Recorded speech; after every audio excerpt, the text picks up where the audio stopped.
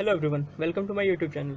आज अपन इस लेक्चर में देखने वाले हैं आर एंड एस कन्फिग्रेशन क्या होता है, कैसे इसमें देखते हैं कि कौन सा आर है कौन सा एस है, वो आज अपन देखते हैं, सीखते हैं। देखो, आर का मतलब होता है रेक्टस। रेक्टस एक लैटिन वर्ड है और इसका मतलब होता है राइट। एस मतलब सिनिस्टर। सिनिस्टर भी एक लैटिन वर्ड है और इसका मतलब होता है लेफ्ट। ये क्लॉकवाइज या एंटी क्लॉकवाइज। समझ में आ गया आर और एस क्या होता है। R right, S left. ठीक है, ये आर एस का मतलब हमें पता लग गया। ठीक है, बेसिकली दो टाइप के प्रोजेक्शन में आर एस कन्फिग्रेशन यूज करते हैं। कौन कौन सी? Fischer projection and wedge dash projection. चलो देखते हैं क्या होता है फिशर प्रोजेक्शन। फिशर प्रोजेक्शन क्या होता है ना, अपन ऐसे दो, एक हॉरिजॉन्टल और एक वर्टिकल लाइन लगा देते हैं। ये वाली वर्टिकल, ये वाली हॉरिजॉन्टल। ये जो वर्टिकल लाइन होती है ये अवे फ्रॉम द व्यूअर होती है, देखने वाले से दूर। और जो ये हॉरिजॉन्टल लाइन होती है ये, इसमें जो एटम्स होते हैं वो टुवर्ड्स द व्यूअर होते हैं, देखने वाले के तरफ। और ये वाला जो सेंटर होता है ये कायरल होगा। कायरल का मतलब क्या होगा? चारों जो ग्रुप लगे हैं वो अलग अलग ग्रुप होंगे। नंबरिंग कर दी मैंने, ए बी सी डी, चार अलग अलग ग्रुप लगा दिए, तो ये वाला जो सेंटर बन जाएगा वो कायरल बन जाएगा। ठीक है, ये हो गया फिशर प्रोजेक्शन। एक और प्रोजेक्शन होती है अपने पास, उसको बोलते हैं वेज डैश प्रोजेक्शन। ये देख लो, वेज डैश प्रोजेक्शन में क्या होता है, ऐसे रिप्रेजेंट करते हैं। ये कार्बन हो गया, इधर कोई ग्रुप लगा होगा, इधर कोई ग्रुप लगा होगा। एक ये डैश, ये वाला डैश डैश डैश, ये सॉलिड से। जो सॉलिड होता है वो होता है अबव द प्लेन, प्लेन के ऊपर। और जो डैश डैश वाली लाइन है वो बिलो द प्लेन। ये मान लो ये बोर्ड है, अबव द प्लेन जो ग्रुप है वो सॉलिड से रिप्रेजेंट करेंगे, जो बिलो द बोर्ड है उसको रिप्रेजेंट करेंगे डैश डैश से। डैश डैश का मतलब क्या हो गया, हमसे दूर जा रहा है, दूर मतलब बिलो। ठीक है, ये वेज डैश प्रोजेक्शन, ये फिशर प्रोजेक्शन। ठीक है, अपन है ना इसमें फिशर प्रोजेक्शन सीखने वाले हैं। फिशर प्रोजेक्शन में आर और एस कन्फिग्रेशन कैसे देखते हैं। देखो, फिशर प्रोजेक्शन ये हो गई। अब मैं ऐसे कर दूं, आपके पास कोई fluorine, chlorine, bromine, iodine. Fischer projection आप समझ में आ गई। जब भी ऐसी दो वर्टिकल लाइन आ जाए समझ लेना फिशर प्रोजेक्शन है। अब इसमें अपन को आर और एस लगाना है। क्या होता है ना आर एस में कि नंबरिंग करते हैं और नंबरिंग के हिसाब से अपन कन्फिग्रेशन बताते हैं। चलो, अब नंबरिंग का भी कोई रूल होगा। हाँ बिल्कुल है। तो नंबरिंग का जो रूल है ना, प्रायोरिटी ऑर्डर कैसे डिसाइड करें कि ए बी सी डी कौन सा है या 1 2 3 4 कौन सा है, उसके हिसाब से अपन आर एस डिफाइन करते हैं। तो उसका एक रूल है, उसको बोलते हैं CIP रूल। ठीक है, तीन साइंटिस्ट थे, कैन, इनलेट और प्रिलॉग साइंटिस्ट थे। CIP रूल उन्होंने दिया था। ठीक है, वो देखते हैं और फिर उसके बाद कन्फिग्रेशन सीख लेंगे अपन फटाक से। तो अपन CIP रूल देखते हैं। CIP रूल क्या बोलता है कि पहला रूल बोलता है कि according to the atomic number, जो नंबरिंग जो डिसाइड होगी वो अकॉर्डिंग टू एटॉमिक नंबर के हिसाब से डिसाइड होगी। जिसका एटॉमिक नंबर ज़्यादा उसको पहला नंबर मिलेगा, जिसका सबसे कम उसको आखिरी नंबर मिलेगा। ठीक है, तो क्या है इसमें देखो, फ्लोरीन, क्लोरीन, ब्रोमीन, आयोडीन मैंने लगा रखा है। तो सबसे ज़्यादा एटॉमिक नंबर किसका है, उसको पहला नंबर मिल जाएगा। कौन सा है वो? आयोडीन है। और उसके बाद कौन आएगा? ब्रोमीन थर्ड, फ्लोरीन सबसे लास्ट में क्योंकि सबसे कम एटॉमिक नंबर। ये वाली चीज़ क्लियर हो गई। नंबरिंग ऐसे देनी है according to the atomic number. जिसका एटॉमिक नंबर ज़्यादा उसको नंबरिंग पहले, जिसका सबसे कम उसको लास्ट में। ठीक है, अब अगला देखो, if atom is same then seniority is decided by the second atom. मान लो इधर तो चारों अलग अलग थे, कुछ सेम सेम टाइप चीज़ आ जाए तो। अब देखो, जैसे कार्बन कार्बन दोनों में सेम आ गया, अब कौन पहले होगा? अब देखो उससे अगला एटम देखो कौन सा जुड़ा है। हाइड्रोजन जुड़ा है, एक आयोडीन जुड़ा है, एक हाइड्रोजन जुड़ा है। इधर देखो क्या क्या जुड़ा है, एक हाइड्रोजन, एक फ्लोरीन और एक ब्रोमीन। अब देखो इधर एक हाइड्रोजन, इधर एक आयोडीन है और इधर एक फ्लोरीन, क्लोरीन, ब्रोमीन है। कुछ भी देख लो, इसमें आयोडीन सबसे ज़्यादा होगा उसका एटॉमिक नंबर। तो डेफिनेटली सीनियर कौन होगा इन दोनों में? ये वाला, क्योंकि कार्बन कार्बन तो यहाँ सेम हो गई, जो उससे नेक्स्ट वाला चीज़ जुड़ी है उसका एटॉमिक नंबर ज़्यादा है, तो इसलिए बड़ा कौन हो गया? ये वाला चीज़ हो गया। ठीक है, अगला क्या है point, in case of isotopes. Isotopes आ जाए तो सीनियर कौन होगा? जिसका एटॉमिक मास ज़्यादा होगा वो सीनियर होगा। तो seniority is decided by the atomic mass. अब देखो, हाइड्रोजन के दो आइसोटॉप्स मैं देख लेता हूँ, ड्यूटेरियम और हाइड्रोजन। इसमें मास किसका ज़्यादा है? ड्यूटेरियम का। तो सीनियर कौन हो जाएगा? ये वाला। तो इसको पहले प्रेफरेंस मिलेगी, इसको बाद में।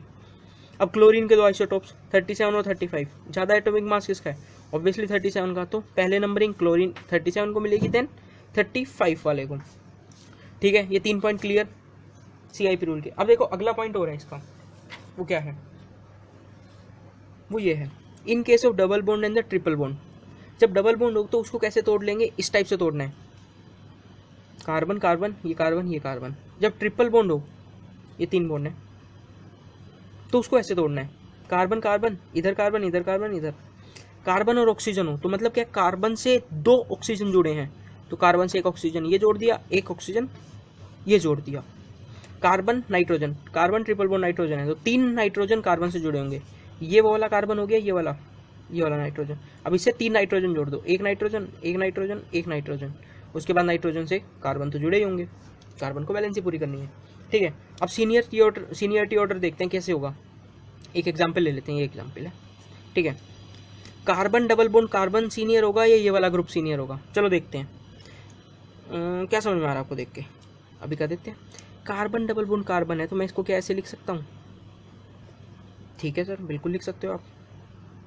अब देखो, ये वाला कार्बन और ये वाला कार्बन सेम हो गया, कोई दिक्कत नहीं। अगला देखो, इधर कार्बन से ये CH3 ग्रुप जुड़ा है, ये CH3 ग्रुप जुड़ा है, इधर क्या जुड़ा है और ये हाइड्रोजन तो ऊपर हो गया, इधर क्या जुड़ा है? खाली CH3, और इधर क्या जुड़ा है? CH2 CH3, तो बड़ा कौन सा हो गया? ये वाला।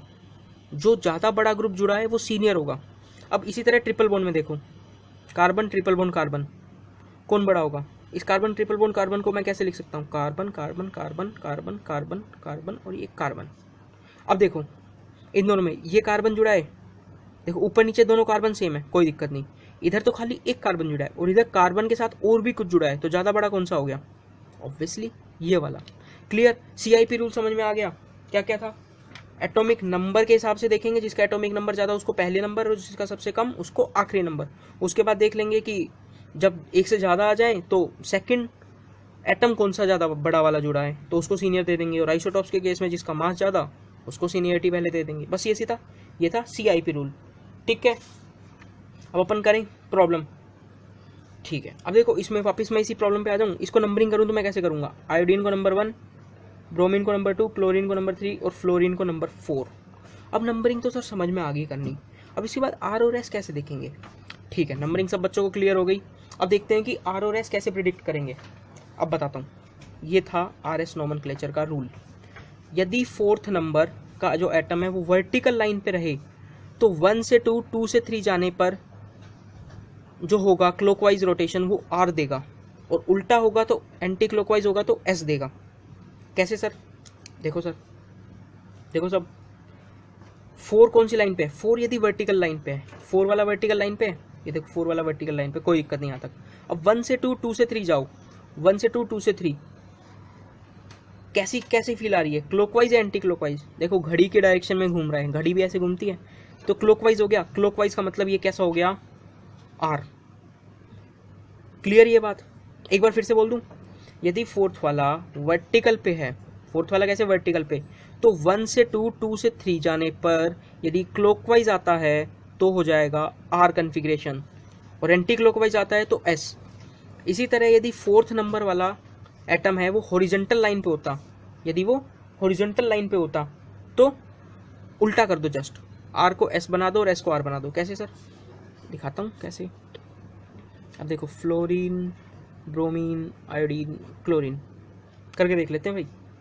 ओहो, फ्लोरीन तो यहीं आ गया, तो चलो इसको ऐसे कर दो, ये कर दो आप आयोडीन और इसको कर दो फ्लोरीन। अब देखो, सबसे सीनियर नंबरिंग करो आप, सबसे ज़्यादा नंबर किसका होगा? आयोडीन का, then number 2, then number 3, then fluorine सबसे नंबर कम। अब देखो फ्लोरीन वाला 4th नंबर वो कौन सी लाइन पे? हॉरिजॉन्टल लाइन पे। तो हॉरिजॉन्टल लाइन पे अब अगेन 1 से 2, 2 से 3 जाओ, 1 से 2, 2 से 3 गए, कैसा आ रहा है? एंटी क्लॉकवाइज आ रहा है। कैसा आना चाहिए था एंटी क्लॉकवाइज के हिसाब से? S, पर जबकि ये तो 4th नंबर पे है तो S को क्या बना दो? R। तो ये क्या होगा? R। कैसे सर? एक बार दोबारा, सर समझ में नहीं आ रहा, दोबारा देखो। ये 2 पॉइंट याद रखने हैं। 4th नंबर यदि वर्टिकल लाइन पे आ जाए तो क्लॉकवाइज घुमाने पर, 1 से 2, 2 से 3 जाने पर क्लॉकवाइज आए तो R, एंटी आए तो S। और यदि हॉरिजॉन्टल पे हो ना तो पहले वाली चीज़ कर लेना और जो आए उसका अपोजिट करके लिख देना। अब देखो 4th वाला हॉरिजॉन्टल लाइन पे आया, मैं गया 1 से 2, 2 से 3 आया, आ रहा था एंटी क्लॉकवाइज, लिखना चाहिए था S, पर मैंने लिखा R क्योंकि जो 4th नंबर है वो हॉरिजॉन्टल लाइन पे है। बस यही है RS कन्फिगरेशन। अब इसकी दुनिया भर की प्रॉब्लम्स अपन करने वाले हैं, और R और S सबको क्लियर हो गया। बस ये चीज़ देखनी है। दोबारा एक बार फिर से फटाफट बोल रहा हूँ, 4th नंबर वर्टिकल लाइन पे आए तो 1 से 2, 2 से 3 जाने पर R, एंटी आए तो S, और हॉरिजॉन्टल पे आए तो उल्टा करके लिख दो। बस यही बात है सीधी सी।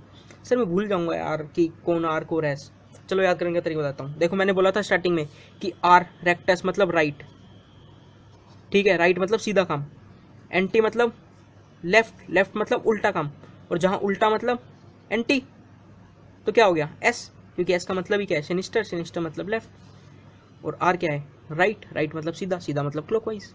क्लियर सबको, आर और एस नोमेनक्लेचर क्लियर। अब इसकी प्रॉब्लम्स करते हैं मजेदार वाली प्रॉब्लम स्टार्ट करते हैं, ठीक है। आयोडीन को नंबर 1, ब्रोमीन को नंबर 2, क्लोरीन को नंबर 3 और फ्लोरीन को नंबर 4। फोर्थ वाला किस पे है, वर्टिकल पे है, तो कोई चेंज नहीं करना, जैसा आए वैसे लिखेंगे। 1 से 2, 1 2 3, 1 से 2, 2 से 3 गए, कैसा आ रहा है एंटी क्लॉकवाइज, तो कैसा कैसा लिख देंगे, सीधा सीधा ऐसे लिख देंगे एंटी क्लॉकवाइज आने पे। क्लियर। और देखते हैं अब अगला वाला प्रॉब्लम देखते हैं। अगेन आयोडीन को नंबर 1, ब्रोमीन को नंबर 2, क्लोरीन को नंबर 3 और फ्लोरीन को नंबर 4।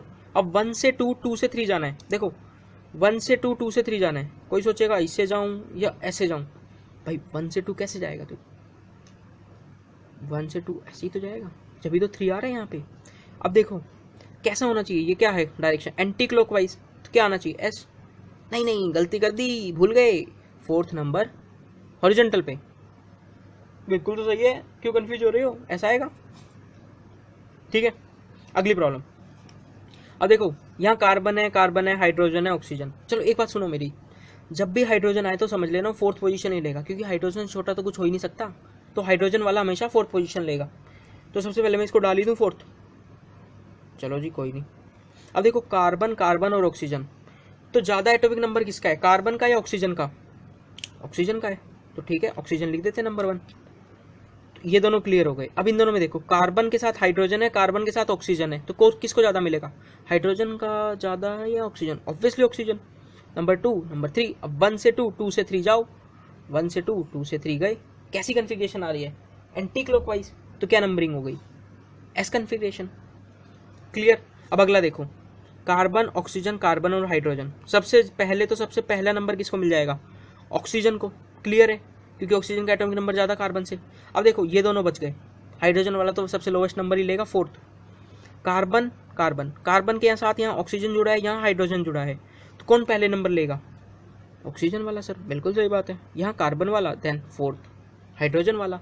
तो अब देखो 1 से 2, 2 से 3 जाना है, चलें 1 से 2, 2 से 3, 1 से 2, 2 से 3, कैसा आ रहा है, सोचो कैसा आ रहा है, एंटी क्लॉकवाइज आ रहा है, कैसा आना चाहिए एस या आर, सर आर आएगा, बिल्कुल सही बात है। आर क्यों आएगा सर, अरे हॉरिजॉन्टल लाइन पे है, हॉरिजॉन्टल वाले को चेंज करना है।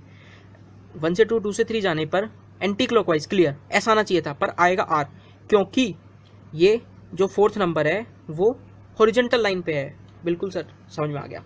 चलो अगली प्रॉब्लम, इसमें देखो नंबरिंग करें, ऑक्सीजन है, कार्बन है, हाइड्रोजन है, कार्बन है, तो सबसे पहले ऑक्सीजन को नंबर 1 मिल गया, बिल्कुल मिल गया, हाइड्रोजन वाला बेचारा फोर्थ नंबर पे ही रहेगा, सबसे छोटा है।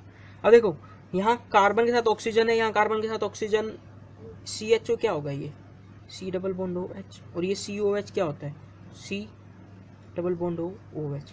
अब देखो इसमें मेरे को बताओ किसको पहले नंबर मिलना चाहिए। देखो C double bond O same आ रहा है, यहाँ कार्बन के साथ ऑक्सीजन है, कार्बन के साथ हाइड्रोजन, किसको नंबर मिलना चाहिए, 2 इसको, 3 इसको। क्लियर, ये बात समझने में किसी को कोई दिक्कत हो रही है तो बता देना, जिसका एटॉमिक नंबर ज़्यादा उसको प्रेफरेंस मिलेगी, उसके बाद देख लो उसके साथ कौन अटैच है। क्लियर हो गई ये बात, तो इस नंबरिंग करके देख लो, घुमा लो, 1 से 2, 2 से 3 जाओ, क्या आना चाहिए क्लॉकवाइज, और क्या आएगा एस। सर क्लॉकवाइज में एस क्यों, अरे भैया फोर्थ पोजीशन हॉरिजॉन्टल लाइन पे है, फोर्थ वाला जब भी हॉरिजॉन्टल लाइन पे हो तो चेंज करके लिखेंगे, हो गया एस। लास्ट वाला देखो क्लोरीन है, कार्बन है, नाइट्रोजन है, हाइड्रोजन है, सबसे पहले सबसे ज़्यादा एटॉमिक नंबर किसका, क्लोरीन का, तो नंबर 1 क्लोरीन को डाल दिए, उसके बाद नाइट्रोजन, उसके बाद कार्बन, फोर्थ हाइड्रोजन। अब 1 से 2, 2 से 3 घुमाओ, 1 से 2, 2 से 3 गए हम, क्या मिल रहा है क्लॉकवाइज, कैसा आना चाहिए आर, बिल्कुल सही बात है आर भी, क्यों, क्योंकि फोर्थ वाला नंबर हॉरिजॉन्टल लाइन पे है। क्लियर सबको आर और एस नोमेनक्लेचर, देख लो प्रैक्टिस कर लो फटाफट, नोट कर लो यहाँ से। इसके बाद और तगड़ी वाली प्रॉब्लम्स करते हैं अभी। अब एक प्रॉब्लम इस टाइप वाली देखो, देखो इसके अंदर कितने कायरल सेंटर हैं, देखो 2 कायरल सेंटर हैं, देखो कैसे, एक ये वाला और एक ये वाला। अभी बताता हूँ, देखो कायरल सेंटर मतलब क्या, जिससे 4 अलग अलग ग्रुप जुड़े हों। देखो इस वाले कायरल सेंटर की बात करें तो एक OH ग्रुप, एक CH3 ग्रुप और एक H ग्रुप, और एक पूरा ये वाला ग्रुप ऊपर वाला, ये पूरा एक ग्रुप हो गया, ये वाला पूरा एक ग्रुप, तो ये वाला कायरल सेंटर हो गया। इस वाले कायरल सेंटर की बात करूँ तो एक OH ग्रुप अलग है, एक H है, एक CHO और एक कौन सा ग्रुप है, नीचे वाला पूरा, ये नीचे वाला पूरा एक ग्रुप, एक पूरे ग्रुप की तरह एक्ट करेगा ये। तो 2 कायरल सेंटर हो गए। अब इसकी कन्फिगरेशन करनी है, R और S बताना है कैसे देखेंगे। देखो सबसे पहले मैं ऊपर वाले इस वाले कायरल सेंटर के लिए बात कर लूँ, क्या होगी R या S। देखो इधर ऑक्सीजन, ये कार्बन, ये हाइड्रोजन और ये वाला कार्बन, इस वाले के लिए ये वाला कंसिडर होगा। नंबरिंग करते हैं, कार्बन कार्बन हाइड्रोजन कार्बन, सबसे पहला नंबर हाइड्रोजन को, ठीक है, और ये ऑक्सीजन को, और सबसे लास्ट वाला तो हाइड्रोजन को मिलना ही है, कोई डाउट ही नहीं है। ये दोनों नंबर मिल गए। अब देखो दूसरे और तीसरे नंबर की लड़ाई है, इधर कार्बन है और इधर कार्बन है, क्लियर है। अब इसके बाद इस वाले ग्रुप को तोड़ें तो ऐसा दिख रहा है, ये ग्रुप इधर 2 ऑक्सीजन अटैच हैं और इस वाले कार्बन से देखें तो एक हाइड्रोजन अटैच है, कार्बन अटैच है, ये वाला कार्बन अटैच है और इधर एक ऑक्सीजन अटैच है। हाँ बात तो सही है कि अगला जो कार्बन है उससे एक ऑक्सीजन अटैच है, इधर भी ऑक्सीजन अटैच है, पर इधर 2 ऑक्सीजन अटैच हैं, तो इसको दूसरा नंबर मिल जाएगा और इस वाले को तीसरा नंबर मिल जाएगा। अब 1 से 2, 2 से 3 घुमाओ, 1 से 2, 2 से 3, फोर्थ वाला हॉरिजॉन्टल नंबर पे है, 1 से 2, 2 से 3 जाने पे एंटी क्लॉकवाइज आना है, आ रहा है, तो ये कैसा हो जाएगा R, क्योंकि फोर्थ वाला हॉरिजॉन्टल पोजीशन पे है। ऊपर वाले कायरल सेंटर के लिए हमने कर दी नंबरिंग। अब नीचे वाले के लिए बात कर लेते हैं। अब देखो नीचे वाले को सेपरेट लेना है, इधर एक ऑक्सीजन, इधर कार्बन, इधर हाइड्रोजन और इधर अब ये वाला कार्बन कंसीडर करेंगे नीचे वाले के लिए। ऑक्सीजन कार्बन और हाइड्रोजन में सबसे पहले नंबर ऑक्सीजन को मिल गया, फोर्थ वाला तो हाइड्रोजन तो फोर्थ वाला नंबर मिलेगा। अब देखो सेकंड और थर्ड नंबर की फिर से लड़ाई है। अब ये नंबर यहाँ से भूल जाओ ये नंबर, ये कार्बन और एक यहाँ पे कार्बन, इस कार्बन से हाइड्रोजन जुड़ा है, इस कार्बन से ऑक्सीजन जुड़ा है, किसको पहले नंबर मिलेगा, ऑक्सीजन वाले का ज़्यादा मास, ठीक है बिल्कुल ऑक्सीजन वाले को मिलेगा। तो ये वाला नंबर क्या हो गया 2, तो ये वाला 3। अब 1 से 2, 2 से 3 जाओ, 1 से 2, 2 से 3 गए, कैसा आ रहा है क्लॉकवाइज, पर फोर्थ वाला हॉरिजॉन्टल पे है तो कैसा हो जाएगा S। तो अब नंबरिंग करते हैं, कैसे लिखेंगे। अब देखो IUPAC के हिसाब से नंबरिंग होगी, CHO ग्रुप एल्डिहाइड ग्रुप ऊपर है तो प्रेफरेंस पहले मिलेगी 1 2 3 4, तो क्या हो जाएगा 2 पे क्या है R और 3 पे क्या है S, तो ऐसे इसको लिखते हैं 2R 3S। ऐसे PMT में, JEE मेंस में या दूसरे कंपटीशन एग्जाम्स में बिल्कुल पूछा जाता है, बता दो 2S 3R, ऐसे 4 ऑप्शन दे देंगे आपको और आपको बताना पड़ेगा कि कैसी कन्फिग्रेशन है, R या S है। सबको मेरे हिसाब से सबको R और S निकालना आ गया होगा, किसी को कोई डाउट नहीं होगा। तो सीख लिया आज अपन ने RS नोमेनक्लेचर। फटाफट अब ये नोट भी कर लेना यदि किसी ने नहीं किया हो तो, पहले CIP रूल किसी ने नहीं नोट किया हो तो वो कर लेना, क्लियर, ये वाला कर लेना। और सबको, किसी को डाउट नहीं होना चाहिए किसी भी चीज़ में, और कोई भी चीज़ की प्रॉब्लम हो तो share with me, mention in the comment box, मैं आपकी हेल्प करूंगा। And please like and subscribe my channel. Thank you and all the best for your exams.